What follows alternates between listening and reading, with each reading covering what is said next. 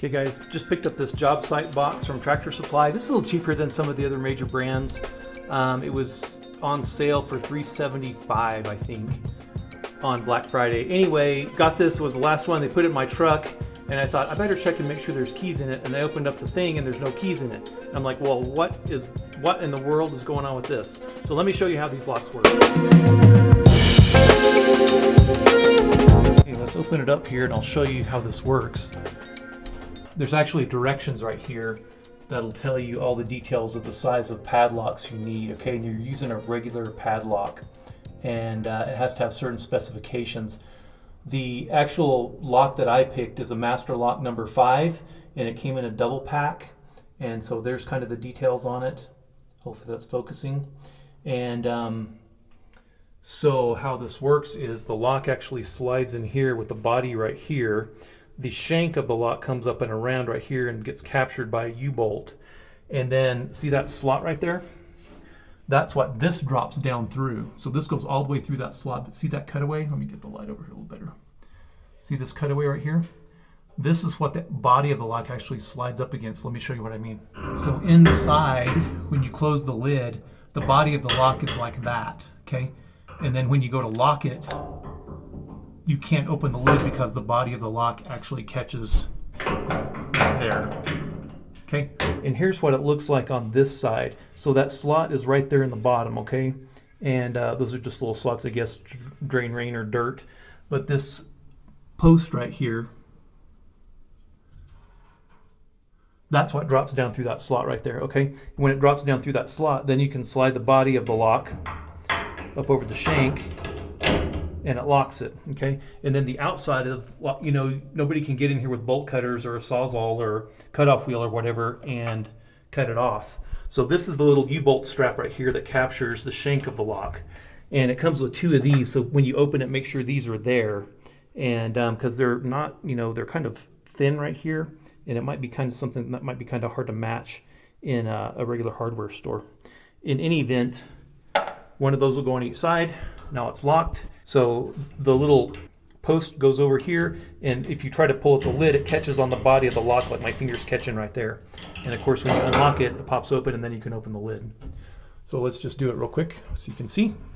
Okay, so right now the lock's captured in there. And I tightened it down and to get it real tight so that the shank didn't wiggle around any.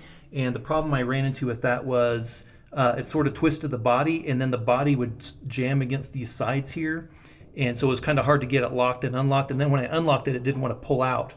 So I think what I'm going to do is just kind of run this a little loose so the shank is a little bit floppy, just a little bit floppy, so that the body can kind of flex up and down and move around a little bit and make sure I can get the lock loose and get it out. Okay, so when we close it, there's the post, and that's going to drop right down between there. And then we can take the key out. Of course, you don't need the key to lock it. That'll lock it. And then when you go to lift it up, that catch is catching on the body of the lock.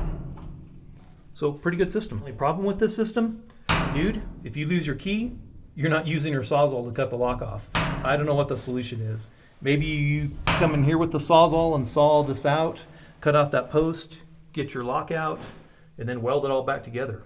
I mean, that's the only way I can see to get it apart, unless you can drill the lock out here somehow and get it to separate. I'm no locksmith, I don't know.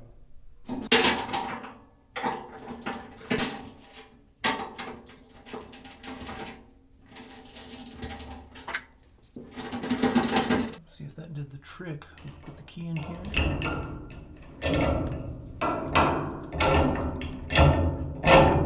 Yeah, that looks like it'll work. Now this is the 48 by 24 by 28, and it's a decent size. This is the lock that I chose. It's a master lock. 2 locks. It only came with 2 keys, and it has a 1-inch. That's not coming out. Spacing in between the shank and the body, and this particular model was 5T, and it seems to work. There we go, it shows 1 inch right there. But if you're interested in the specifications, you'll need a 7/16 inch wrench, If the lock is open, the shank between the inside of the shank and the top of the body should be 1 7/16 inches or more open. Okay, and then closed, it should be 1 3/16 or less. Okay, that's when it's closed. The shackle diameter should be 3/8. Okay, and you might find other brands, but this is the brand that was on the comment section of the Tractor Supply website where people ask questions. What lock do I choose for this? And they said the Master Lock number 5. And there seem to be several models or several letter designations after this. And I don't know what those exactly mean, but 5T seems to work. It's black in here. It's a little bit hard to see, but it did come with this little grommet for a cord so that you can run a cord in and or out of it.